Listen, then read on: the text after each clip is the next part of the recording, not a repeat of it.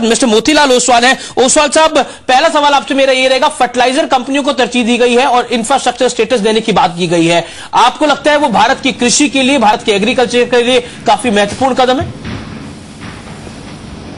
देखिए, एग्रीकल्चर के लिए डेफिनेटली अच्छा है, क्योंकि एक तो एग्रीकल्चर में भी कुछ छूटें दी गई है और ओवरऑल आप रूरल सेक्टर में एक्सपेंडिचर में भी इंक्रीज किया है।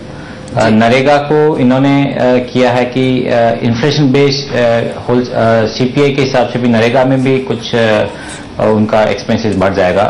सो आप एग्रीकल्चर और इंफ्रास्ट्रक्चर दोनों सेक्टर के लिए अच्छा है। इंफ्रास्ट्रक्चर बॉन्ड की उन्होंने बात की है, तो मुझे लगता है कि डेफिनेटली इंफ्रास्ट्रक्चर और एग्रीकल्चर की एक अच्छा बजट है।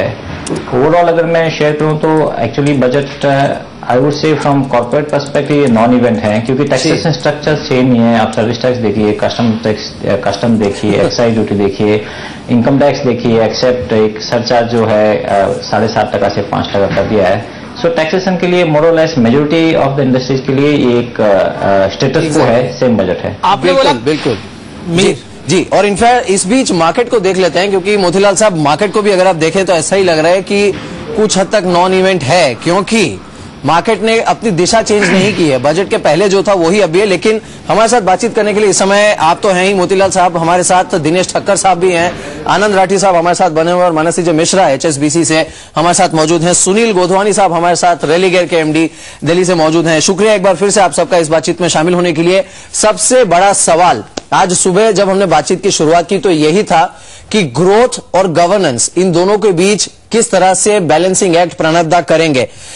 राठी साहब आपसे जानना चाहेंगे, ये बैलेंसिंग एक्ट हो पाया है? उम्मीद थी कि 1997 के बाद पहली बार इस बार हो सकता है एमनेस्टी स्कीम फिर से अनाउंस की जाए, जिसके जरिए जो ब्लैक मनी का मुद्दा है जिस पर इतनी बहस छिड़ी हुई है उस पर एक नया स्टेप लिया जा सके। लेकिन ही टच्ड ऑन दैट इश्यू, जैसे अमीश ने कहा, एक 5 पॉइंट एजेंडा भी उन्होंने डिक्लेयर किया, लेकिन उससे आगे वे नहीं बढ़ पाए। कैसे देखते हैं आप इसे? नहीं, देखिए, ये वॉलंटरी डिस्क्लोजर का मैं तो नहीं समझता था कि आने वाला है, क्योंकि आज के माहौल में वॉलंटरी डिस्क्लोजर लाना और उनकी इमेज और छवि खराब करता। तो मुझे लगता है कि भाई इन्होंने खाली ये स्टेप बताए कि ब्लैक मनी को कंट्रोल करने के लिए क्या स्टेप लेंगे, एक रोड मैप बताया है। परंतु देखिए, वो मुद्दा इतना बड़ा है कि बजट का मुद्दा नहीं है। दरअसल ये मुद्दा है गवर्नेंस का, जो है कंटिन्यूइंग मुद्दा है। आई थिंक अपने को बजट और गवर्नेंस इश्यूज को अलग करने की जरूरत है। गवर्नेंस इश्यूज को बजट के जरिए हल नहीं किया जा सकता है, वो तो कई इश्यूज हैं।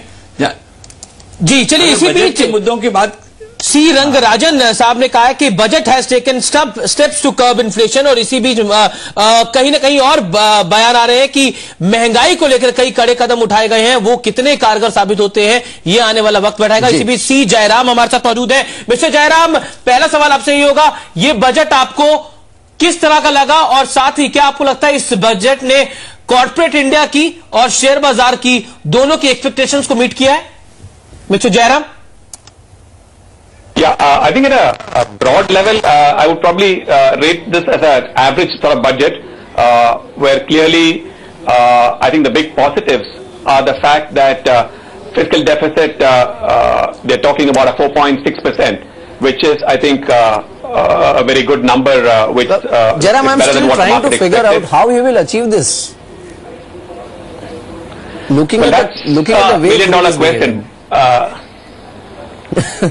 But if he can achieve anywhere close to that number, I think it's a good thing. The other big positive is that government borrowings, they're talking about a number of 3.43 lakh crores, which again is much lower than what. Jairam, ये interesting मुद्दा है। जयराम, इस पर आप सबकी राय ले लेते हैं। My very simple question and I need answer in yes और no from each one of you, starting with you Jairam. Do you think 4.6% of GDP is achievable in FY12?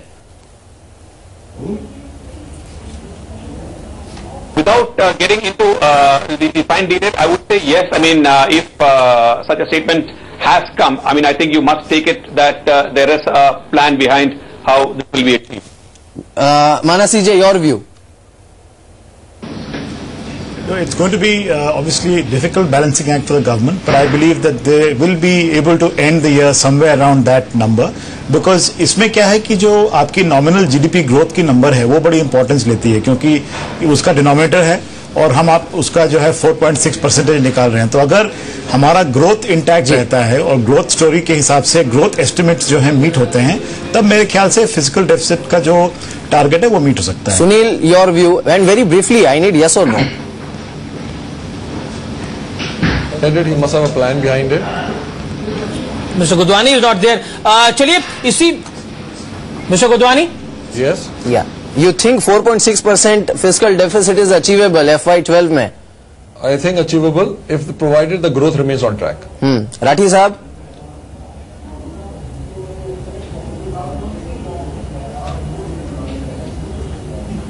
Rathi साहब, आपकी राय?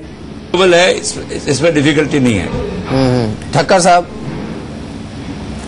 I don't think it is difficult. Maybe challenging, but not difficult. With the kind of size of GDP that we have, I think it's possible.